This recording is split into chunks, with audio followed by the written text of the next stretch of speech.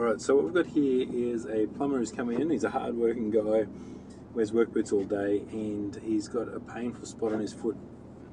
He says it feels like something that he's trodden on, but he can't remember standing on anything. So when we hear that, we're really suspicious that it's a corn. You look at the callus patterns on his feet, you can see it's right over the metatarsal heads. So usually we just start by cutting away that thickened callus across the cap there, and just have a look and see what sort of presents itself. And you can see as we cut deeper down in through here, try and just get the camera right, you can see as we get down towards the bottom right where we're cutting in through that now, it's really quite deep and thick in through there. So we'll keep cutting this away and just see what else keeps coming up. So we can tell the difference between the living and dead skin, because the dead skin that needs to be cut away is more translucent and the living skin is more pink. The living skin's also got like a fingerprint on it where it meets the dead skin, so you can actually see if you're quite experienced and you just look up nice and close in person, you can actually see it a lot easier. So you can see as we're cutting down there, you can see it's starting to turn white. Now that's when the tissue fluid gets pushed out by the pressure of the callus and the corn into the surrounding tissue, and you get this maceration, so you get this whiteness there. So you've got to be a little bit careful when we're cutting through that, because you can't see any of the landscape of the living tissue.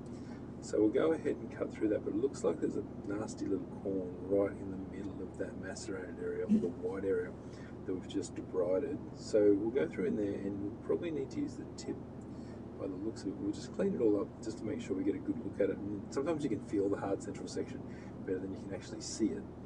But then we'll go in here and you can cut around that really well-defined area where there's living and dead skin. And so of course we're trying not to hurt the patient with this one. Sometimes when they're on the first treatment, if we take too much out, they will actually become painful. So we've got to be a little bit careful and just watch how he's responding to cutting this out.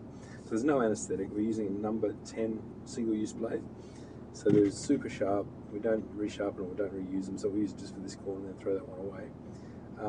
And so we'll remove that, and we'll try and show you a bit of a close-up if we can get it all out, what it actually looks like where it's come out of. But that's probably about the limit we can do without irritating the area. So we'll get this guy back in about 3 or 4 weeks and do the same thing again, and it'll be much less pain for this hard worker.